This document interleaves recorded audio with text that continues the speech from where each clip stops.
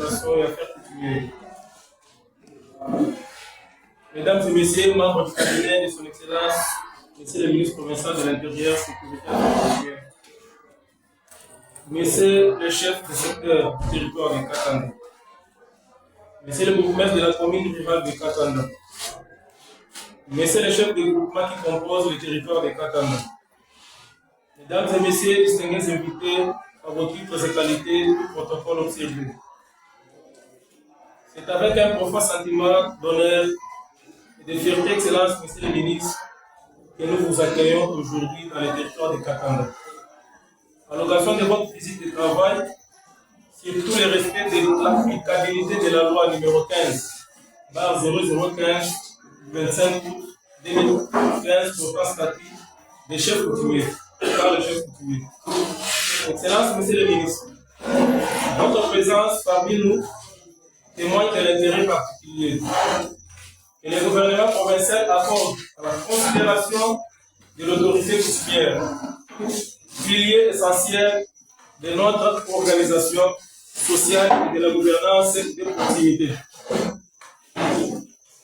Elle traduit également la volonté des autorités de renforcer l'harmonie entre les institutions étatiques et les structures traditionnelles.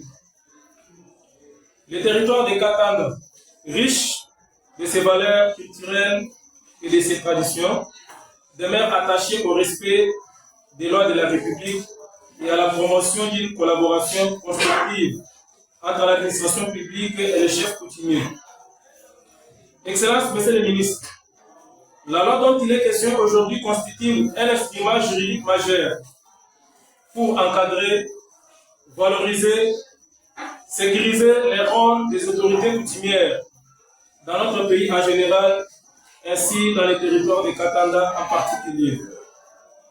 Excellence, Monsieur le ministre, nous sommes convaincus que cette mission contribuera non seulement à une meilleure compréhension de cette loi par toutes les parties prenantes, mais également à son appropriation effective par les chefs coutumiers et les communautés locales.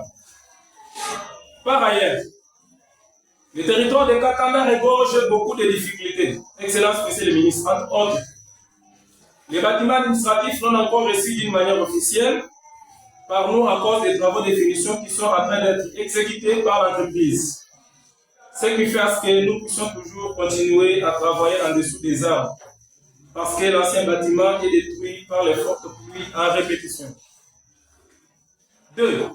Les routes de dessert agricole sur toute l'étendue du territoire non asphalté, et la population se pose des questions si elle a des dirigeants ou pas, parce qu'elle est abandonnée. 3. La dite du territoire dont du chef de l'État est toujours en panne. L'administrateur des territoires loue les motos-taxis avec les moyens de bord pour les déplacements et les itinérances. 4. Manque d'une maison d'habitation par l'administrateur des territoires et ses deux assistants. Nous débrouillons autrement pour payer les loyers, et si vous les manquez, ce sont des dettes en répétition. Et nous demandons au gouvernement provincial de nous appuyer, sinon nous serons jetés hors de la maison des bailleurs. 5. Manque de frais de fonctionnement, ce qui peut rendre l'administration chaotique. 6. Nous demandons également au gouvernement provincial de mettre à notre disposition 8 motos. 2 motos pour mes deux assistants, pour la des profils, 4 motos pour le chef de secteur, une moto pour le chef du bureau et une autre pour les mouvements de la commune rurale de Katanga. Ceci pour leur permettre de bien faire les itinérances. Enfin, Excellence, Monsieur le ministre, nous demandons un appui fort au gouvernement provincial pour aider nos 3 communautés, Nshimba, Mwendia et Kapouye, de rentrer dans leur village abandonné il y a des années. Et ceci se fera en respectant les limites anciennes pour permettre à ces 3 communautés de vivre en paix. La paix qui contribuera au développement de notre territoire.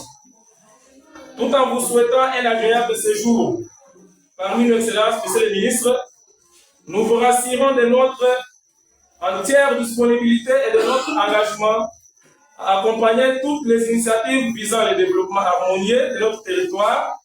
Et sur ce, permettez-moi, Monsieur le ministre, de vous souhaiter au nom de toute la population de Katanga et au mien propre une cordiale bienvenue. Je vous remercie.